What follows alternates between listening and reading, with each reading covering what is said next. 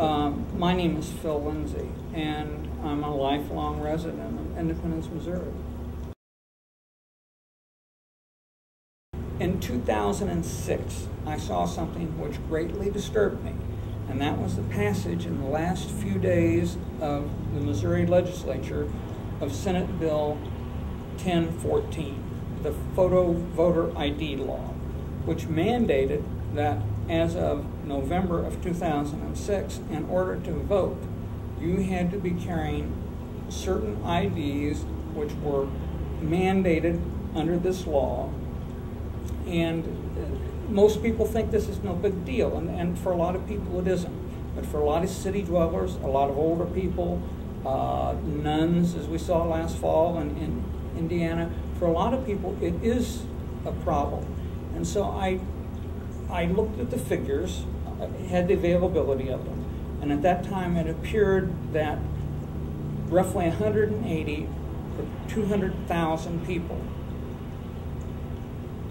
that were Missouri voters and had voted for a long period of time would not be able to produce this photo voter ID in time for the elections in November of 2006.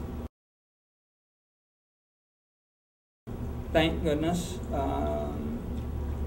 Judge Callahan of Cole County ruled, and I believe it was the 18th or 20th of October of 2006, that indeed that the law was unconstitutional and did not go into effect in 2006. But I brought in my card in February, and I said, you know, here, he said, I need to see a driver's license or a photo ID, a photo voter ID. And I said, I beg your pardon, but I don't think so. If you didn't hear, it was 2006 in October that law was declared unconstitutional. I'm assuming that you weren't aware of that or brought up to date on it. And he said, well, just a second. He turned around to another gentleman, apparently the supervisor, and he said, this gentleman is attempting to use the notification as an identification form. And this gentleman walked up, the supervisor, and said, you're going to need to show me a driver's license or a photo ID or you're not going to vote. And I said, beg your pardon, aren't you aware that this was declared unconstitutional? I know that maybe that was a law for 6 months or so, but it's not now. And he said, if you don't show it to me, then you're not going to vote. And I kind of, you know, put my tongue in my cheek for a minute and thought about, okay, what is the situation here? And I'm thinking, okay, maybe they just haven't made it clear enough to them. This is a presidential primary. There's not an awful lot at stake here. So I told him, I'm going to go ahead and give you my driver's license today. But when I come back to vote in August, hopefully you will be trained and know what to accept. It's always on the Secretary of State side, and the election board is supposed to make sure that everyone's trained on this beforehand. So just understand that, you know, that if I come back in August and you ask me for the same thing, then we would have a problem on our hands. So as soon as we walked in, a lady sitting at the first table said, would you like to vote?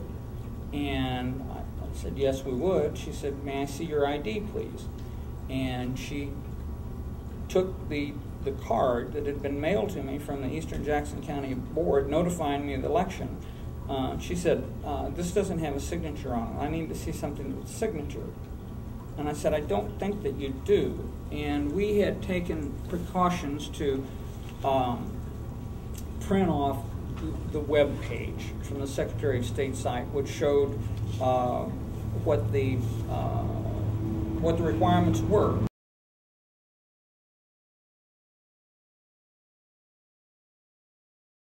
He asked me, he said, would you like to vote? And I said, I would. He said, I need to see your ID then. And I handed him again the same card that I handed the lady. He said, I need to see something with a signature on it. And I said, well, I don't think so. And I did look around, and there were no signs, there were no sheets on the table, there was nothing on the wall, and I don't recall whether in the past that there has been. After the fact, I did find out that the Secretary of State had sent to the local board laminated sheets of paper showing, again, the photo voter ID alternatives. But there appeared to be nothing there. And so it was just him saying, I need to have a signature ID. I'm really sorry to make an issue of this, but I have 4 forms of ID here, which should be suitable. This is what's put on the Secretary of State site. If you'd like, I've got a printout of it. If you would like to look at it, I offered it to him. He did not take it. But I said, the Secretary of State determines what is required. This is what is required, and I have 4 forms here. Choose whichever one you like. The gentleman, and this is when it began to get very strange, and I realized that this was not just, as they say in the movie Cool Hand Luke, this was not a failure to communicate. I said, if you would, you can either look at this, or you can call the Secretary of State, or if you would, please call Charlene Davis at the election board, because I spoke to her a couple weeks ago to clarify this, because I was asked for photo voter ID in February. And the guy raised up out of his chair and he said, you give me the photo voter ID now, or you get the hell out of here and don't ever come back. And I was shocked. He was a big guy, but the vehemence with which he said, what's going on? And so your first reaction is not fright, it's not anger, it's, you're stunned. And I said, I'm sorry, I'm not going to be willing to give you what you just asked me for, but I am willing to have you call either of those 2 entities, and we'll get this worked out. Either that, or provide me the reason that you're denying me the right to vote, because that would be what I would need to know to file a complaint someplace. And at about that moment, a guy who was roughly 90 degrees to my left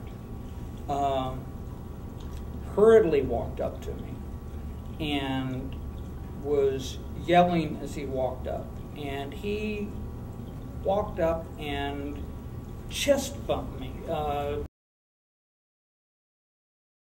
This guy, said, you give him what he wants, or you get the hell out of here right now.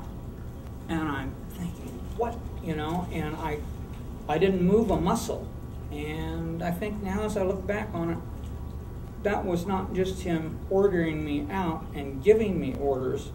It was an attempt to either, well, it was obviously an attempt to intimidate, but I think that it was also an attempt to cause me to react to him so that he would have a reason to do exactly what he did within the next 5 minutes, which was to call the police. He called 911, and he said, I need some policemen out here, and I need them now. Each precinct has a cell phone. It rings, and Leroy picks up the phone. He says, yes, just mostly talking, and he says, so we don't get the ID? We don't get to get the photo? We don't have to have that? And then he hangs it up, and it became obvious that they told him that what he was asking for, he needed to back off and probably take what we had offered. Leroy then started to move over toward the poll book. And as I told them, I said, if you doubt who I am, I said, I have to sign that poll book. My signature is going to match. I said, you'll see my signature when I sign the poll book. He seemed to be moving toward it and opening it up. getting ready to let us vote, and the policemen are by this time at the door, and I looked at him and I said, and I don't know how it would have turned out if I had not said it this way, I said, do you think that you could possibly manage an apology now? And he just exploded. And at that point he said, get him out of here, get him out of here. And we were called over toward the door where the policemen were. I walked over first. Eamon was behind me. But Eamon and I stepped just outside the door with the police, and the police say, you know, what's the problem? I said, you know, we're being asked for ID that they're not legally entitled to ask for. And I said, we're just simply trying to vote. Police said, just a second. They stepped inside, they talked to the people, and the guy came back out. And the one policeman talked to the other, and then they turned around to me and they said, you got three choices. You can either obey their rules, you can get the hell out of here and never come back here, or I'm going to clap cuffs on you and take you to jail. Well, I guess you better arrest me because I'm not going to sit still for this. You know, if you have to take me to a judge, then you do that. He put me in the car, and then I was taken to jail. Did you threaten to hurt anyone at the polls? No. So I was supposedly frightening them by not pulling out my driver's license.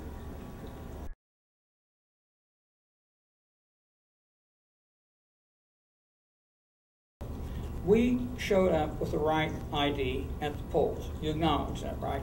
Yes. Then let me ask you this. Can we go back out there and vote now? And she said, well, you can't go back out there now. You're liable to get arrested again. And that was a shocker. I said, you mean you can't just call them up and tell them that I had the right stuff to begin with and let us come back and vote there because I do want to vote? She said, well, you know, it's liable to result in an arrest again, and the lawyer's over there sitting there shaking his head as if, you know, this could be a big problem, which seems to put the power in the hands of these deputies that she has out there. And I said, okay, if we can't go back out and vote in safety and not fear arrest again, then are you willing to send someone out to the polls with us? To make sure that we can vote out there without a problem. She said, I'm sorry, I just don't have anyone to spare here. I couldn't send someone out to a poll today, you know, and I can't do it for you.